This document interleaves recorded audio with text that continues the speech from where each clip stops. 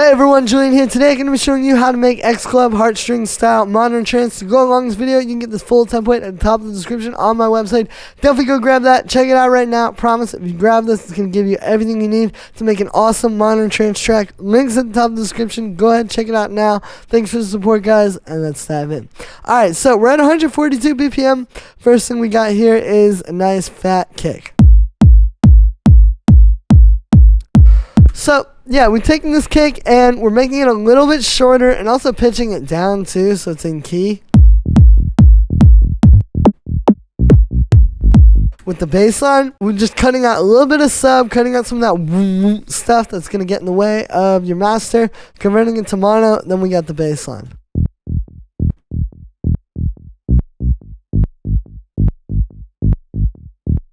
Now this bass line is a groove and chord progression kind of together. And this is something, I've never told you guys this before, but something I've kind of realized recently is like, you know, trance is essentially the intersection of groove and melody. It's like the groove and, you know, creating like a rhythm that you actually dance to, but with melodies. So even the bass line is going to kind of be a melody or like have a chord progression to it, right? So what we're doing here is we're in the key of E major. We're doing root note, 6th, 4th, or 3rd, excuse me, and then major 7th. Well, that's the 5th, actually. So it's root note, 5th, major 3rd, and then major 7th. You know, pretty simple, but again, it creates a nice epic chord progression. Mainly the root note to the 3rd. That dong is like a very, you know. And then obviously that pattern of bum bum bum bum bum bum. Like just this with the kick is a lot of groove right there. So for the sound, it's made with the operator. We're using a saw wave and a low pass with a nice little envelope, but not too much envelope, because too much and it's not really bassy anymore. You know, you want this to be nice and deep, especially with some of the other sounds I'm going to show you later. You just want this to fit down there. Cutting a bit of sub, converting it to mono, and then side chaining. Then we've got our clap.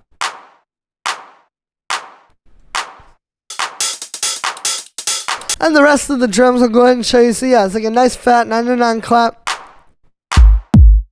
You know, if you have your kick like very hard hitting like this, you also need the clap to hit. You need to be boom, boom. They have to like match. And really the same with the hi-hats too. You can hit these hi-hats are very much in your face.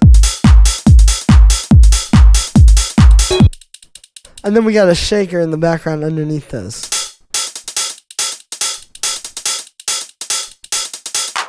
And see, you don't need that much drum processing. None of these drums really have that much processing on them. It's just making them nice and full and fat.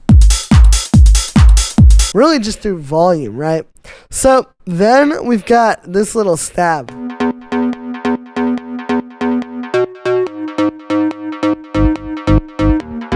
So you see, I was playing the same thing as the bass line, and this is part of why we wanted the bass line to be a little tucked away. It's like, you know, you don't want it to get in the way of this type of a thing. So what this is doing is, again, it's playing that same MIDI, and then it's this wavetable patch, kind of creating, this is like a popular trance stab. You've heard this probably a lot.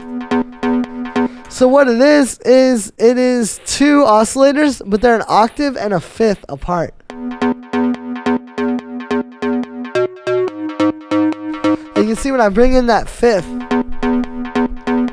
that's what really gives it that extra bit of magic, right? So that's why it says 19, because it's 12, so it's an octave, and then plus 7, which gives you the fifth. And so you put those together. It doesn't really matter so much what wavetable you use. That's the interesting thing, is you could use a lot of different ones.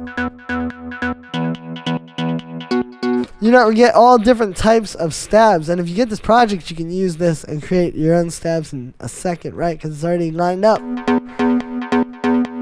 But it's just about the interval between those two. We got a low pass filter with a nice punchy envelope on it. And we've also got an envelope on the wavetable positions. And then we have some unison. If I turn that off.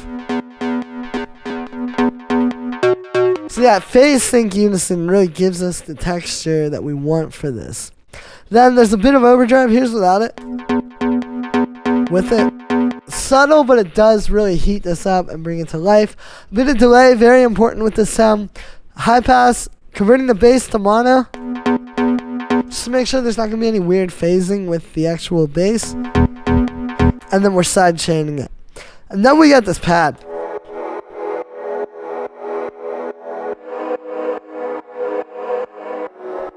So these are just triads following the chord progression I showed you with the bass line, right? What we're doing though is we're putting the thirds up an octave. So it kind of spreads the chord out. And the thing is, when you do this, it's not just for show. It really makes it so you can hear each individual voice more. Like, the closer they are together, the more it just kind of becomes a blend. But as soon as you put that third out of the way, you can really hear every note, right? And it creates a more epic pad. For the sound here, it's made with Wavetable. I really like using Wavetable to create pads because you have all these great textures available to you through the different wavetables. Like, when you're creating pads using just saw waves and square waves all the time, it can become a lot of the same thing, right? But, you know, we got this like digital wavetable, and then we got this AEIOU, so it's like formants. Like, it's almost like a vocal pad, right?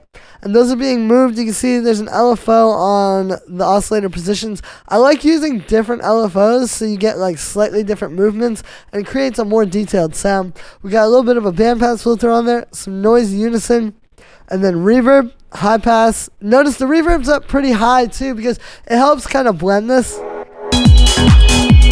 more into the background of the track. If you turn that reverb off, you know, it's right up front with everything else. This kind of puts it in a better place in the mix. And then we have this drift.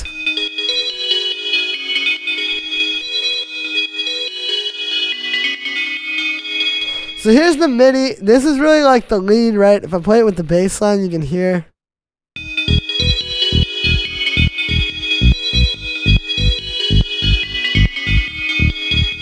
So again, we're in the key of E major. So like, if you look at this here, so, okay, we're using, like, we're starting on a major 7th. Right, that. And then the bass, a second later, plays that, right? So it's like, it's very dreamy because we're sticking to these, like, voices. Like, we're using, you know, it's like the major 7th up to the major 3rd, up to the 5th. You know that? See what I'm saying? It's a very dreamy lead based on where these notes fit in against the other stuff, against the bass line, against the pad. You know, dreaminess is only relative, right?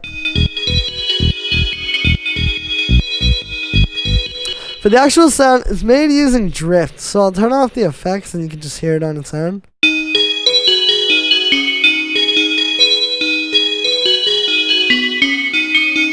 So what we're doing here is we're basically creating this waveform with this. It's kind of like a little bit of an expanded sine wave, so to speak. We're turning the shape up too.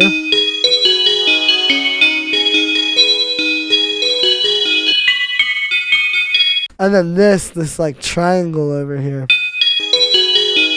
We got a short envelope on the volume. And we've also got a low pass here with a bit of key tracking and higher resonance.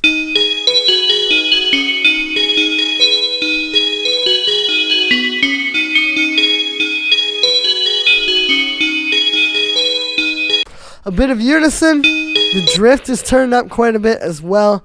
And yeah, then we have echo, reverb, sidechain, and then a high pass filter. And then the last sound we got here is just this little thing. Now, this is literally just playing the 3rd, but you can hear if you play this against the bass line,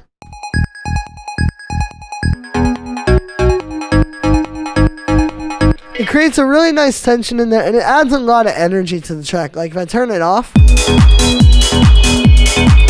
and then with,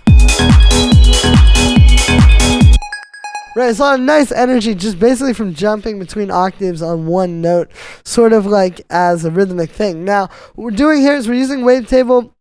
We've got 2 square waves at the same octave, low pass filter with a nice punchy envelope on it, a bit of reverb, high pass, and then sidechain. It's pretty simple. It's really just more about how this is fitting into the mix.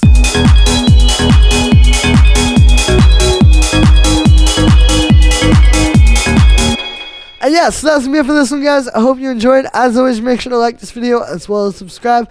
Let me know what you think of this video in the comments. Like I said in the beginning, go ahead and grab this project file, samples, MIDI, presets, the entire template's available at the top of the description. Thank you so much for the support, everybody. Every little bit helps, so I can keep bringing you guys new videos like this every day that no one else is making. Thanks for the support, and I'll see you tomorrow with another video.